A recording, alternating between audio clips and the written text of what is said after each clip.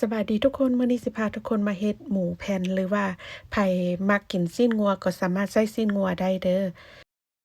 ก่อนอื่นหมดก็เกียมซีนหมูหรือว่าซีนงัวก็ได้1กิโลเนาะเป็นซีนติดมันหลังจากนั้นก็ใส่ซอสหอยลงไป2บ้วงแกงซีอิ๊วขาว2บ้วงแกงอันนี้จะเป็นซีอิ๊วดำเนาะประมาณ1บ้วงกาแฟใส่เพื่อเพิ่มสีสันให้มันงามซื่อๆเนาะหลังจากนั้นก็ใส่น้ำตาลครึ่งถ้วยน้อย ส่วนต่อมานี่ก็จะเป็นผงกระเทียม2บ้วงกาแฟผงพะโล้2บ้วงกาแฟพริกไทยดำ1บ้วงกาแฟแล้วก็เกลือ1บ้วงกาแฟเนาะถ้ามันไผมักแป้งนัวหรือว่าคนอร์ก็สามารถใส่ลงไปได้เนาะให้ปรุงรสชาติตามใจมักว่าซั่นซะเนาะแต่สิให้แซ่บแท้นี่ก็ปรุงรสชาติออกหวานๆแน่เนาะมันจึงแซ่บหลังจากนั้นก็นวดทุกอย่างให้เข้ากันดีแล้วก็พักปะเมียนอย่างน้อย30นาทีเด้อ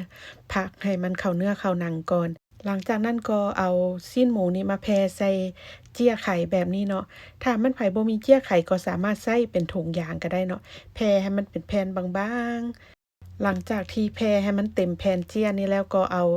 อันแพ็กอาหารนี้มาปกทางเทิงหลังจากนั้นก็เอาอันกิ้งเนาะอันกิ้งขนมปังหั้นนะมากิ้งๆๆให้มันเป็นแผ่นบางๆเรียบๆเนียนๆให้มันทั่วถึงกันว่าซั่นซะ หลังจากนั้นก็เอาไปตากแดดให้มันแห้งเนาะตากประมาณ4-5ชั่วโมงแหละถ้าแดดกล้าถ้าไผบ่อยากตากแดดนี่ก็สิเอามาอบใส่เตาอบก็ได้เนาะใส่ไฟอ่อนๆ200องศาฟาเรนไฮต์อบประมาณด้านละชั่วโมงหนึ่งอบจนกว่ามันสิแห้งว่าซั่นซะเนาะอบทางหนึ่งแล้วก็ปีนเอาทางลุมนี้ขึ้นมาอบให้มันแห้งทั้ง2ทางหลังจากอบให้มันแห้งดีแล้วจึงเอามาตัดเป็นแผ่น ถ้ามันไผสิเอาไปจือเลยก็บ่ต้องเอามาทาน้ำมันเนาะถ้ามันไผสิเอาไปปิ้งในเตาอบนี่ก็เอาน้ำมันมาทาเพราะว่าถ้าบ่ทาแล้วเอาไปปิ้งแล้วมันสิแห้งกรอบหั้นนะต้องทาน้ำมันก่อนหรือว่าทาน้ำผึ้งก็ได้เนาะหน้าตาหลังจากที่ปิ้งแล้วก็จะได้ประมาณนี้เนาะถ้ามันไผสิเอาไปจือนี่ให้ใช้ไฟ